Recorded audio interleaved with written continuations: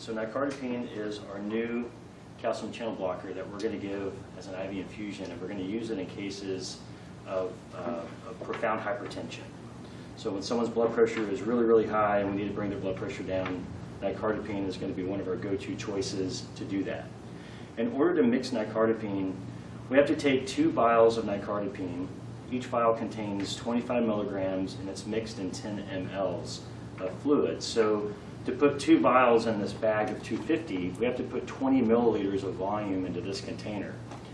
In order to try to make the calculation as accurate as possible, the easiest thing to do is to withdraw 20 milliliters of fluid from this bag before you mix this infusion.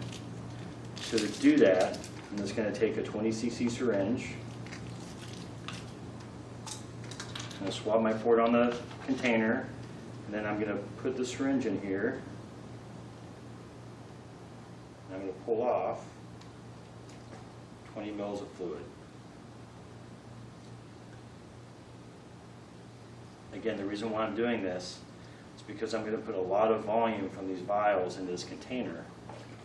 So to do that, I need to take that volume. All right, now that we've drawn that fluid up into the syringe, we're going to go ahead and spray that in the trash can.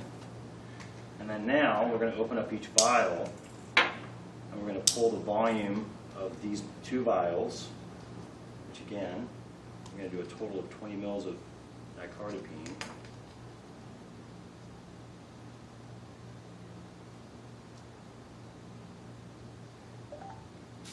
First container.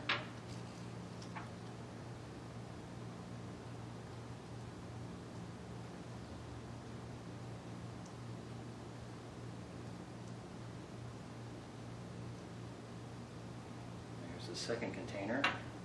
So I have 20 mils of Nicardipine here. This is a total of 50 milligrams. And now I'm going to put this into the IV bag.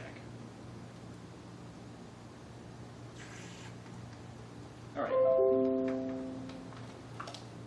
So after we've mixed our IV bag together, we're going to take a label that has the medication name, the milligrams, and the volume it's mixed in, the date and your initials, and we're going to put it on the bag.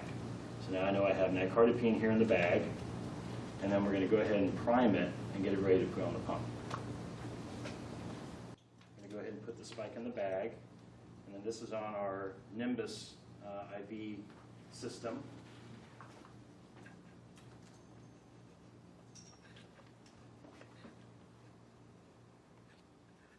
So to prime the container, there's a green button on the side.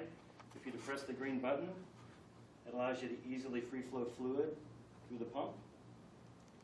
You can prime the system. After the system is primed, we're going to go ahead and put it on the pump. All right, so let's go ahead and get this on the pump.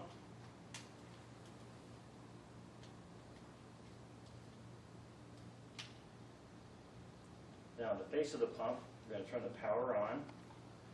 We're going to go to page 1, and at the bottom of the page 1, if you scroll down, you'll see Nicardipine is already on your list. So to do the setup, we're going to hit enter for Nicardipine, and then it's going to give you a default starting dose. The nice thing about that is it's going to start at the low range for Nicardipine, which is at 0.08 milligrams per minute.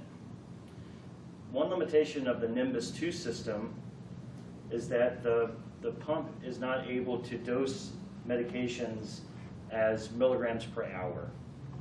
Because of that, we had to do a calculation adjustment on the Nimbus pump so that you can give it the way that you need to.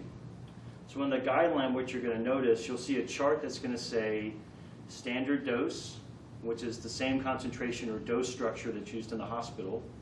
And then you're going to see Nimbus adjustment dose, and then you'll see the volume given in milliliters per hour.